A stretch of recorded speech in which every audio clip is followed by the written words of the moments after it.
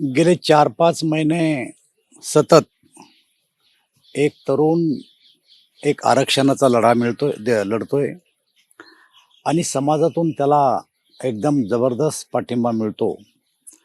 मला असं वाटतं की देशातलं हे पहिलं आंदोलन असेल आणि या आंदोलनाला आमच्या महाराष्ट्र सरकारनं तेवढाच प्रतिसाद दिला. वेळोवेळी आमचे मंत्री महोदय जरांगे पाटलाकडे गेले, त्यांच्याशी चर्चा केल्या, त्यांनी सुद्धा सरकारला वेळ वाढवून दिला आणि शेवटी समाजाला आरक्षण मिळावं म्हणून त्यांनी तो लढा चालूच ठेवला.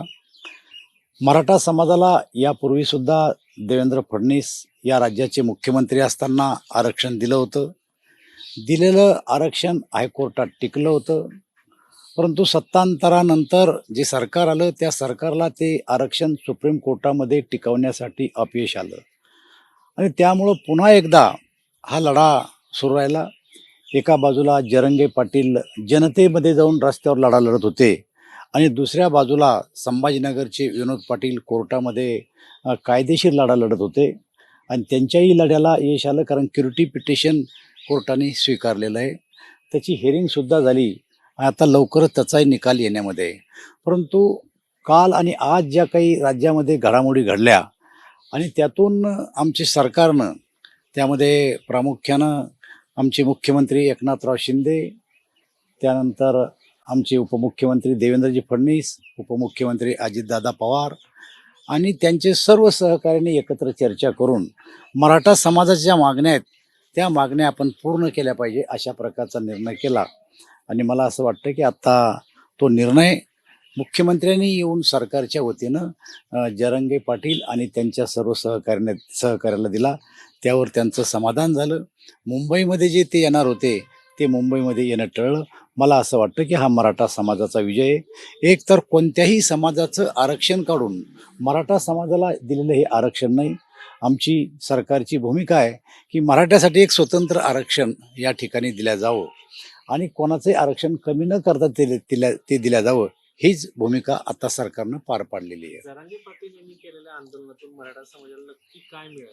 हे बघा, आंदोलन केवळ एकाच मुद्द्यावर होतं की मराठा समाजाला आरक्षण मिळालं पाहिजे आणि त्या आरक्षणाचं GR आज सरकारनं जरंगे पाटलाला दिलेलं आहे आणि मला असं वाटतं याच्याशिवाय मराठा समाजाची कोणती दुसरी मागणी नव्हती आणि ती मागणी सरकारनं मान्य केली. मला जो आज GR म्हणून सांगितलं जातं, खरं तर ती अधिसूचना आहे आणि त्याच्यामध्ये 16 तारखेपर्यंत हरकती मागवलेल्या आहेत.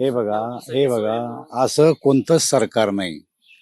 जी काही कायद्याची प्रक्रिया आहे ती प्रक्रिया पार पाडावं लागतात. जर GR काढला असता आणि अधिसूचना काढली नसती, हरकती बोलावल्या नसत्या, तर कदाचित तो दुसऱ्याच दिवशी स्टे झाला असता. मला असं वाटतं की सरकारची प्रक्रिया आहे आणि प्रक्रिया कायदेशीर पार पाडणं चालली. या देशात कुठलाही निर्णय करायचा असेल तर जनतेच्या प्रतिक्रिया ह्या घ्यावंच लागतात आणि त्या पद्धतीप्रमाणे त्या प्रतिक्रिया घेतल्या जातील. दादा, काँग्रेसकडनं म्हणा किंवा राष्ट्रवादीकडनं ट्विट केलं जाते आणि त्यांच्याकडनं म्हणलं जातं की 54 लाख जरी आकडा सांगितला जात असला तरी खरा नोंदी जे आहेत ते फक्त 32,000च मराठ्यांमध्ये बघा, या विषयात नाक खुपसायचा काँग्रेसला काही अधिकार नाही, कारण गेले अनेक वर्ष काँग्रेसने या राज्यामध्ये राज्य केलंय. अनेक मुख्यमंत्री या राज्यानं काँग्रेसला दिले, परंतु मराठा आरक्षणाचा शब्दही त्यांनी काढलेला नाही. उलट मराठा आरक्षण हे देवेंद्र फडणवीसनं दिलं होतं. मराठा आरक्षण आता एकनाथ शिंदे, देवेंद्र फडणवीस आणि अजितदादांना दिलेलं आहे. त्यामुळं यांना काहीही त्यातलं कळत नाही, कोणी त्याच्याबद्दल काही बोलत नाही. आत्ता 2.5 वर्ष सरकार होतं. अशोक चव्हाण त्या समितीचे अध्यक्ष होते, परंतु प्रक्रिया काय पार पाडली तुम्हाला माहिती आहे. कधी म्हणले मराठीतून नोट दिली.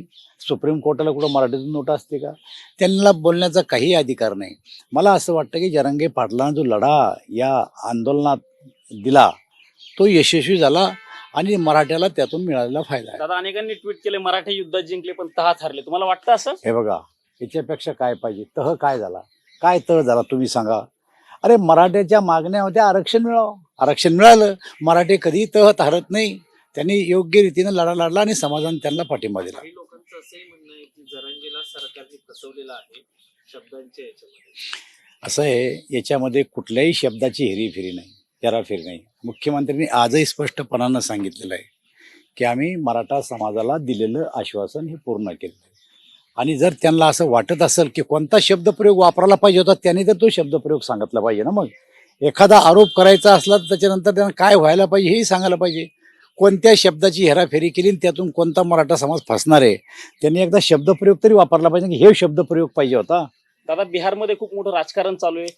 नितीश कुमार पुन्हा भाजपसोबत येऊन सत्ता बनवणार आहेत अशा चर्चा सुरू झाल्यात. कसं बघताय बिहारच्या हे राजकारण? बघा, लालू नितीश कुमार. नितीश कुमार हे मी अगदी जवळून बघितलेले आहेत.